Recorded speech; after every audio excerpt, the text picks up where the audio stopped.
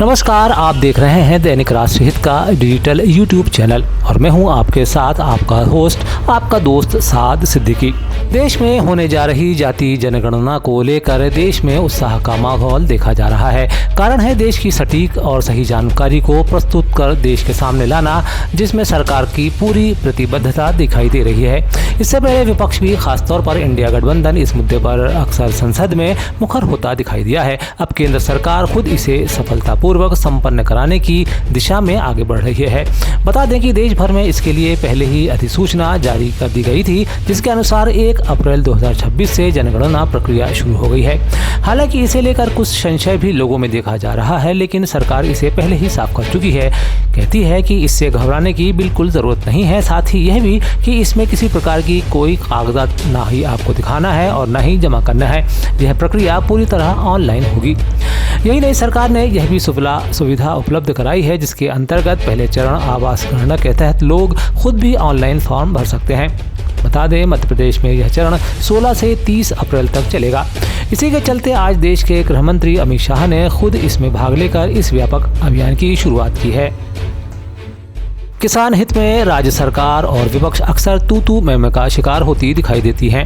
किसानों के मुद्दे पर देश में किसान आंदोलन भी किए जाते रहे हैं। हालांकि किसान केवल भावांतर और सही खरीद मूल्य को लेकर अपनी आवाज़ बुलंद करते रहे हैं। ऐसे में केंद्र सरकार के कृषि मंत्री शिवराज सिंह चौहान नई योजनाओं को लॉन्च कर किसान हित में कई घोषणाएं करते रहे हैं।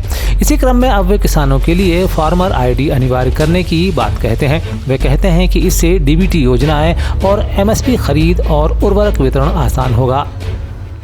ID अब किसानों को योजनाओं का लाभ देने के लिए परम आवश्यक हो गई है। आप जानते हैं, बहुत विस्तार से बताने की आवश्यकता नहीं है। हमारी DBT की जितनी भी योजनाएं हैं, MSP पर खरीद है, यहां तक कि जैसे अभी प्रमोद कर रहे थे, फर्टिलाइजर को भी हमको किसान भाइयों तक पहुंचाना, तो फार्मर ID का उपयोग किया जाएगा।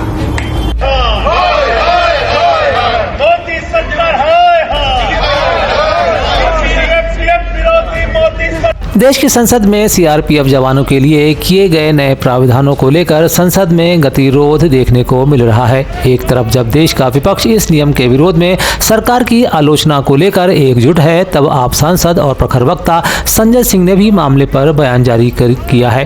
वे कहते हैं कि देश की केंद्र सरकार CRPF के अधिकारों को लेकर जिस तरह का बर्ताव कर रही है, उसका जवाब उसे देना ही होगा। बात है कि देश के 15,000 किलोमीटर सीमाओं की रक्षा करने वाले हमारे जवान और CRPF के अधिकारी, उनके हक को आज मारने के लिए कानून लेकर आई है सरकार। सुप्रीम कोर्ट का आदेश होने के बावजूद, और ये 50 वर्षों की लड़ाई है, कोई एक दिन की लड़ाई नहीं है। 6 कमेटियों ने, और यहां तक कि मुरली मनोहर जोशी जी की कमेटी और जो चिदम्बरम जी हैं उनकी कमेटी और तमाम अधिकारियों की कमेटियां आई, जिन्होंने रिपोर्ट्स दी कि CRPF के अधिकारियों को भी प्रमोशंस मिलने चाहिए, उनको उनका अधिकार मिलना चाहिए, वो भी UPSC का एग्जाम पास करके आते हैं, तमाम बातें लिखी। लेकिन सुप्रीम कोर्ट में सरकार हार गई, बावजूद इसके उन्होंने ये काला कानून आज पास किया है।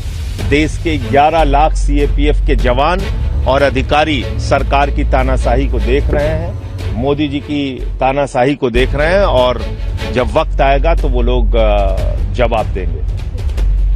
अमेरिका, इजराइल और ईरान के बीच चल रहे लंबे युद्ध ने पूरे विश्व के माथे पर चिंता की लकीरें खींच दी हैं।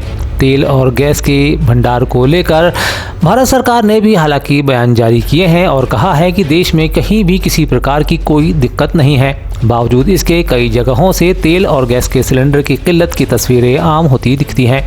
ऐसे में मुद्दे को लेकर महिला कांग्रेस का प्रदर्शन सड़कों पर पहुंच गया है। LPG संकट और महिलाओं की सुरक्षा को लेकर उसने BJP मुख्यालय के बाहर जोरदार प्रदर्शन किया है। सिलेंडर मिल नहीं रहे, महिला सुरक्षा मिल नहीं रही। इनके निगम पार्षद के बेटे जिसकी कम से कम सैकड़ों वीडियो वायरल हुई है। एक तो एप्सिन यूपी उसमें USA में, अमेरिका में, दूसरा गोवा में आ चुका है। इनके जो बाबा हैं उनकी वो अपने ही संगठन की महिलाओं के साथ बलात्कार, छोटी जितने घिनौने काम कर रहे हैं। आज महिला सुरक्षित नहीं है। हम आज जो आए हैं महिला सुरक्षा के मुद्दे पर और जो महंगाई सिलेंडर की, टोल अपने आप कट जाता है। फास्टैग से सेकंडों में पेमेंट भी हो जाती है। थोड़ा तेज गाड़ी चलाओ तो ई चालान भी तुरंत घर पहुंच जाता है। लेकिन सड़क यदि टूट जाए तो उसे ठीक करने के लिए कोई ऑटोमेटिक सिस्टम आखिर क्यों नहीं है? यह सवाल ग्वालियर की एक जागरूक महिला ने सरकार के सामने उठाते हुए इसे मनमाना रवैया बताया है। उसका कहना है कि वह पिछले 3 साल से अपने ही इलाके की एक सड़क बनवाने की मांग करती रही है।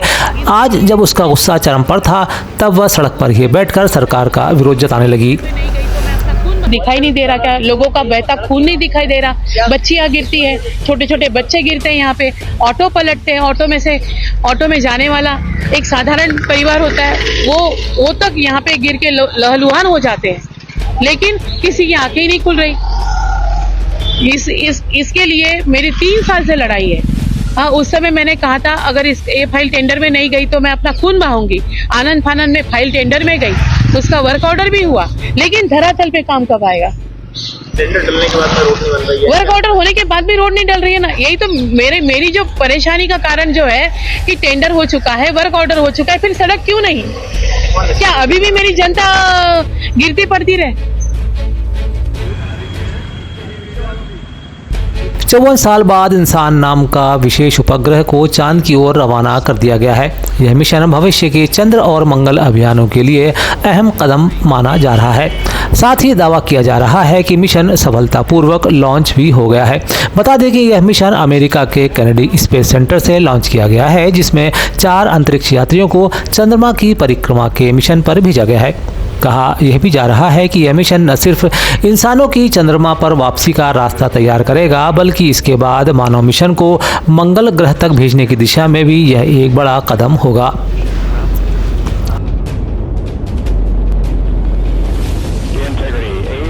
हमारे साथ जुड़े रहने के लिए आपका बहुत बहुत शुक्रिया। हमारे चैनल को सब्सक्राइब करें, शेयर करें और लाइक ज़रूर करें और अपना कमेंट देकर हमारा सहयोग ज़रूर करें। हमें बताएं कि आपको क्या अच्छा लगता है ताकि हम उसकी आगे भी कोशिश कर सकें।